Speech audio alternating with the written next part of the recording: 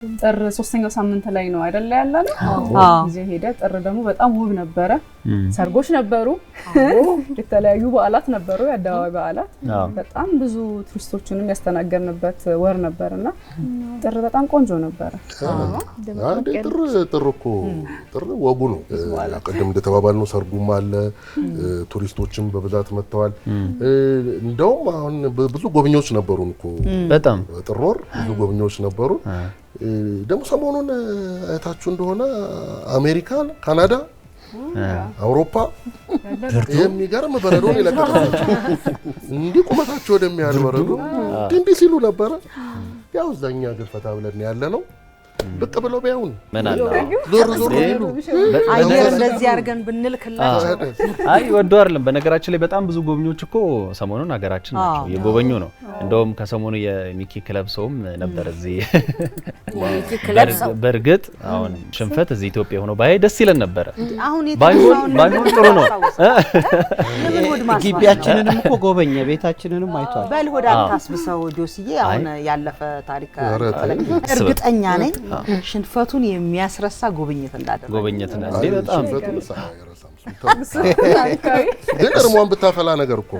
እርሟን ብታሸንፍ በቃ ይሁን ሳምንት ነው የሚረሳ አይደለም ነው አይ በርግጥ ኢቢሲንም መጥቶ ስለጎበኛ ጥሩ ነው ጥሩ መነቃቃት ይፈጥራል በርግጥ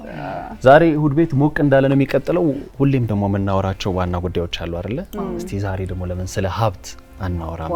ሀብት ምንድነው ሀብታም ማን ነው የሚለው በጣም ጥሩ ርዕስ ነው ጆሲ የመረጥከው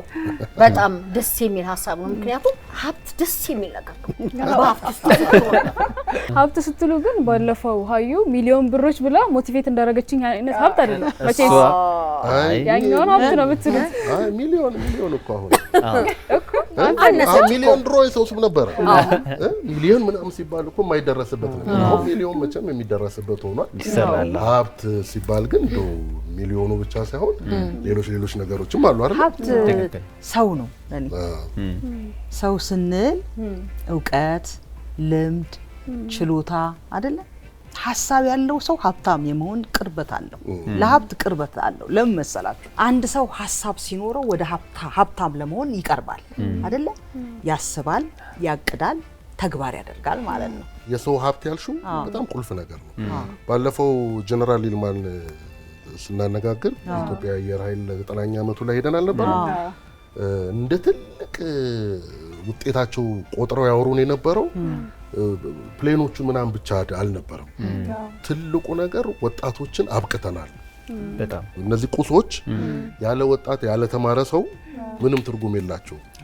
እና በጣም ጥሩ ሐሳብ ነው ያመጣው እኔም ራሱ ልጨምርበት የነበረው ሐሳብ ሙሉዬ ላይ ሰው ሀብት ነው ባልሹ ላይ በቤተሰብ በኩል ራሱ ልጆቼ ናቸው ሀብቶቼ ይባላል በትክክል ሰው ነው ሀብት እንደ ኢትዮጵያ ላለ ሀገር በተለይ እኛ ጠንካራ አምራች ስራ የሚሰራ ሀገርን የሚለውጥ እጁ የቆሸሸ አይምሮ የጸዳ ትውልድ ነው ሀብት የምንለውና በኢትዮጵያ ሐሳቤ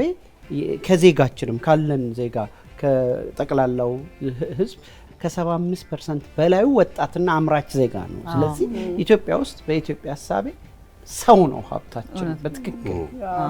ሀብት ማህበራዊም ነው ምክንያቱም ካለ ህብረት ካለ አንድነት ሀብት ብቻው ሊመጣ አይችልም ሀብት ራሱ የድምር ውጤት ነው የሚሆነው አንዱ አንዱን ሲሰራው አንዱ አንዱን ሲያጣው ለምሳሌ ማህበራዊ ግንኙነቶቻችን እንደ ዕቁብ እንደ ድር የመሳሰሉት ነገሮች በሙሉ ሀብቶቻችን ናቸው ሀገራዊ ሀብቶች አሉ ማህበራዊ ሀብቶች አሉና ማህበራዊነት በራሱ ትልቁ ሀብታችን ነው ሶሻል ካፒታል ይባላል እንጆቹ የሚቀመጥ ነው የሚመነዘርም ነው ግን ዞሮ ምንድነው እነዚህ ነገሮች በሙሉ ያለ ትጋት አይሆንም የግድ ሐሳብ ቢኖርም ክህሎት ቢኖርም ታታሪስ ካልሆኑ እስካልጣሩ ድረስ ደሞ ነጭ ላብም ያስፈልጋል ወደ ሀብት ለማለፍ በሁለቱ መካከል ያለው ልዩነት እሱ ነው እንደውም በእኛ ሙያም አሁን ለምሳሌ በጣም ጥሩ የመጻፍ ፖቴንሻል ያላቸው የመስራት አቅም ያላቸው ታለንት የሆኑ ሰዎች ታገኛለህ በየትኛው ሙያ ልዩነቱ አንዳንዶቹ አይሰሩበትም በቃ ባይዘው የሚገርም ታለንት አለ ያለ ይኖራል እኔ እንደውም እንዴት አድርጌ ገልጸዋለሁ መሰላችሁ እንደዚህ ብሎ 1 2 3 ሳይባልበት የሚኖር ሰው ማለት መሮጥ አለብህ የሆነ ነገር አቺቭ ለማድረግ አቅም ብቻ አይደለም ሐሳብ ብቻ አይደለም የሚጠቅመውና ትጋቱ ደግሞ የግድ ወሳኝ ነውና ትልቅ ልዩነት የሚፈጥረው በሰዎች መካከል ሁለት እኩል አቅም ያላቸው እንደውም አንዳንዱ የተሻለ አቅም ያለው የተሻለ ፖቴንሻል ኖሮት የተሻለ ክህሎት ኖሮት ግን ታታሪ ካልሆነ ይሄኛው ከታች ተነስቶ ሲቀደም የሆነ ነገር ሲያገኝ ታያላችሁና ታታሪነቱ የግድ ነው። ትክክል። እውቀት ክህሎት አንድ ላይ ተከማችቶ ከዛ ስራ መጥቶ ደግሞ አንድ ላይ ሲሆን ደግሞ ስራ የሚባለው ነገር ሰው አለ ከዛ ስራው ሲመጣ ታታሪነቱ አንድ ላይ ይደመራልና የሚኪ ያነሳው ሐሳብ በጣም ትልቅ ነገር ነው። ሀብትን ስናስብ የተለያዩ እሴቶችን እናስባለን። ሀብት እንግዲህ ለማፍራት ብዙ ቅንነትም ያስፈልጋል ታማኝነት ያስፈልጋል ባንዴ ብን ብሎ ሊጠፋብ ይችላል ህጎችን ደንቦችን ማክበር ራሱ በጣም አስፈላጊ ነገር ነውና በተለይ ደግሞ እዚህ ዘመን ላይ ሆነን ስናስበው ደግሞ ቴክኖሎጂንም እናስባለን በቴክኖሎጂ ጠንካራ መሆን በራሱ ሌላ ሀብት መሳቢያ መንገድ ሀብት ማከማቻ መንገድ ሀብት መስሪያ መንገድም እየሆነ ነው የመጣውና እነዚህ እሴቱንም አንድ ላይ ሰውን ስራን እሴቱን አንድ ላይ ሲደረግ ደግሞ ቋሚ የሆነ ትልቅ ሀብትን መሰረት ያለው ሀብትን ለመገንባት ደግሞ ትልቅ ነገር ነው የሚሆነው ብዬ አስባለሁ። ሀብት እንደተባለው ከሰው ከሰላም ከስራ ትብብር እነዚህ ነገሮች ሁሉ ሀብትን በደንብ አድርጎ የሚይዙ ናቸው። ለምሳሌ አንድ ሰው ራሱ ላይ ካልሰራ ሚኪ እንዳለው ክህሎቱን ካላደበረ የተግባር እውቀቶችን ካልጨመረ እዛው ላይ ካለ የሆነ ነገር ራሱም ላይ ሊጨምር አይችልም ለሀገር ላለበት አካባቢ ምንም ነገር ሊጨምር አይችልም። እነዛ ነገሮች ሲኖሩ ወደ ስራ ይለወጣል። ሲሰራ ነው ምርታማነት የሚጨምረው ካልተሰራ ያለውም ነገር እየዝቅ እያለ ነው የሚሄደው። ስለዚህ ከስራ ጋር ይገናኛል። ሁለተኛ ሰላም ከሌለ ምንም ነገር የለም። እንኳን ሀብት ሊጨመር ሀብት ሊፈጠር አይደለም ያለውም ነገሮች እንዳለ ዝቅ እያሉ እየወረዱ ነው የሚሄዱት። ከሀብት ኖርማሉም ቀርቶ እንደገና ወደ ድህነት ነው የሚወስደው። በቃ ሌላው አንድ ነገር አካባቢ ሰላም ካልሆነ እኮ ምንም ነገር አትነሳም ለስራ ሁሉ። ሌላው ያረሳ ነው ጤና ነው። ጤና ሀብት እሱ አለ። ተፈጥሮም እኮ በጣም እንግዲህ ሀብት ሲባል ዋነኛው አይደለ የተፈጥሮ ሀብት ነው። የተፈጥሮ ሀብት ሲባል ዓለምን የለወጠው የዓለም እሳቤን አገራት ያላቸውን ነገር ለሀብታቸውም መነሻ የሚሆነው የሀብት መገለጫ ዋናው ጉዳይ ምን አለኝ ብሎ ያለን ማወቅ ያለን ነገር ያወቀ ስታውቀው ሀብትህን አጠቃቀሙን ፕላን ታረጋለህ ዝግጅት ታረጋለህ። ስለዚህ ከዚህ ውስጥ አንዱ እንደ ኢትዮጵያ ያለ ሀገር የተፈጥሮ ሀብት ነው። የተፈጥሮ ሀብታችን የተፈጥሮ ጸጋችን ምንድነው ያላት? ኢትዮጵያ ሰው ሰራሽ ሀብት አላት ተፈጥሯዊ ሀብት አላት ብለን ስንል እኛ እንደ ሀገር የተፈጥሮ ሀብታችን በጣም ትልቅ ጸጋ ነው ያለን። ግን ይህንን የተፈጥሮ ሀብት በጊዜው በትጋት መጠቀምና ከድህነት ነፃ መውጣት በጣም